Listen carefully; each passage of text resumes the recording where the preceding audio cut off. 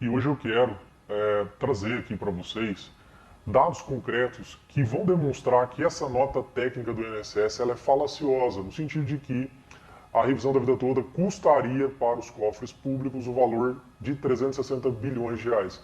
Vocês vão ver que o valor, na verdade, é infinitamente menor e vão entender também por que o INSS inflou tanto as contas nessa nota lançada para o Estadão, a primeira imprensa a divulgar no dia 8 de março, o dia que acabaria o prazo para pronunciamento dos votos, aliás, emitidos pelo Supremo Tribunal Federal no julgamento da revisão da vida toda.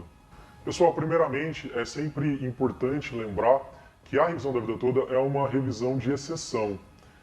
Isso porque o normal do trabalhador é que ele comece a contribuir com menores contribuições e ao longo de sua vida contributiva vá aumentando gradativamente essas contribuições. Então, como a revisão da vida toda é justamente uma revisão para incluir os primeiros salários, as primeiras contribuições desse trabalhador, via de regra, ela diminui o valor do benefício ao invés de aumentar. Então, ela cabe para a menor parte dos trabalhadores, menor parte dos aposentados. E olha só, pessoal, primeiro grande absurdo dessa nota técnica. Porque é o seguinte, um dado que eu trago para vocês, que hoje o INSS paga 36,4 milhões de benefício. Então, ativos do INSS hoje são 36,4 milhões. Em contrapartida, nessa nota técnica, pessoal, o INSS alega que teria direito a essa revisão 50,9 milhões de benefício. Ou seja, todos os benefícios e mais um tanto de benefício sequer existente. Na verdade, levou em consideração benefícios cessados e suspensos e a totalidade dos benefícios ativos. E agora eu vou explicar para vocês, jogando aí na tela, por que o INSS conseguiu chegar nesse número de 50,9 milhões de benefício. Olha só, pessoal. Primeiramente, o INSS simplesmente incluiu no cálculo os benefícios decaídos de novembro de 1999 a 2012. Só aqui, pessoal, são 13 anos de benefício. E pior, além de incluir esses benefícios, ele ainda fez uma projeção de recebimento por 15 anos vincendos. Então, todos os benefícios com o DIB anterior a 2012 deveriam ser desconsiderados, mas não foram. Outra questão que aconteceu, o INSS simplesmente considerou todas as pensões por morte. E a gente tem que lembrar, pessoal, que as anteriores a 2012 estão decaídas. E não obstante, mesmo aquelas posteriores a 2012, se elas forem precedidas de aposentadoria, ou seja, se antes dessa pensão houver a concessão de uma aposentadoria para o segurado falecido, que converteu-se em pensão por morte, o que se leva em consideração para fins de apuração da decadência é a data de início do benefício da aposentadoria em detrimento da data de início do benefício da pensão por morte. Então, a aposentadoria ela deve ser posterior também a 2012. Caso ela seja anterior e mesmo que a pensão por morte se dê posteriormente a 2012, essa pensão estaria decaída. O INSS considerou também todos os auxílios doença no cálculo. E, como a gente já disse, os anteriores a 2012, primeiramente, estão decaídos. Mas mesmo, pessoal, os concedidos posteriormente a essa data, posteriormente a 2012, há uma situação que impede que esse benefício entre no custo da revisão. Por quê? A Lei 13.135 instituiu uma forma alternativa de cálculo, limitando o valor desse benefício à média aritmética das 12 últimas contribuições. Então, pessoal, caso a média de todo o período contributivo dê acima da média aritmética das 12 últimas contribuições, prevalecerá a média aritmética das 12 últimas contribuições. Então, por óbvio, a revisão da vida toda não beneficiará quem recebeu o auxílio-doença. Outro ponto importante, quarto ponto, olha só, o INSS considerou todas as aposentadorias por idade, sequer distinguindo urbana e rural. Pessoal, que acontece? Como a gente já viu, as anteriores a 2012, elas devem ser descartadas do cálculo. As posteriores, pessoal, a 2012, caso tiverem sido concedidas na modalidade rural, a gente sabe que as aposentadorias por idade rural, em grande parte, não são consideradas valores de contribuição, até porque há a possibilidade de elas serem concedidas ao segurado especial. E aí, obviamente, ela tem o valor de um salário mínimo. E não vão ser as contribuições anteriores a 94 que majorarão o valor do seu benefício, até porque essas contribuições sequer existem. Quinto elemento, pessoal, absurdo.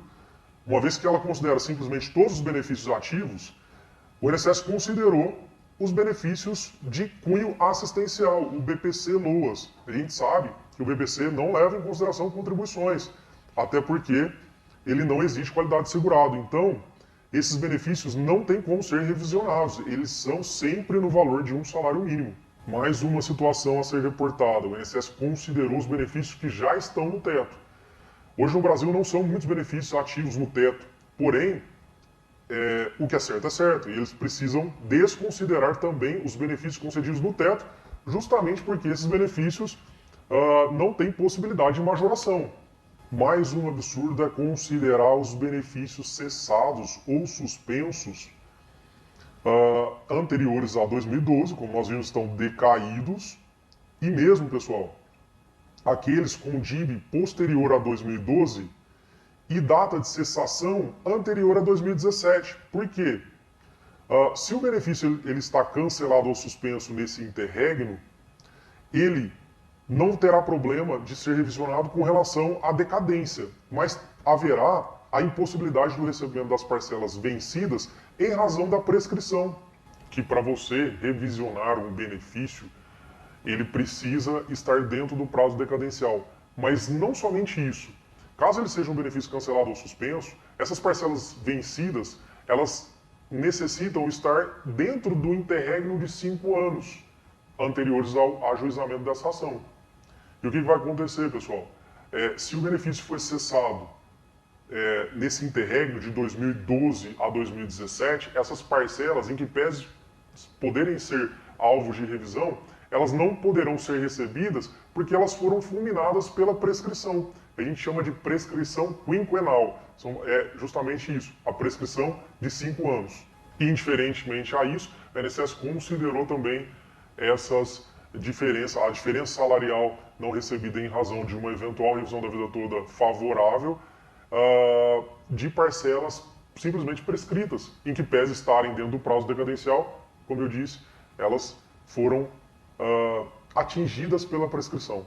E eu estou falando isso porque o absurdo é tão grande que, com relação a esses benefícios cessados ou suspensos, daqueles 50,9 milhões, quase 38 milhões de benefícios considerados pelo INSS são benefícios cessados e suspensos, os quais, como nós vimos, na sua grande maioria não serão passíveis de recebimento. E ainda para aumentar, pessoal, esse absurdo, além de considerar toda essa gama de benefícios cessados e suspensos, ele ainda fez uma projeção de recebimento do benefício cancelado para 15 anos vincendos. Como é que se recebe um benefício que está cancelado mais 15 anos futuros?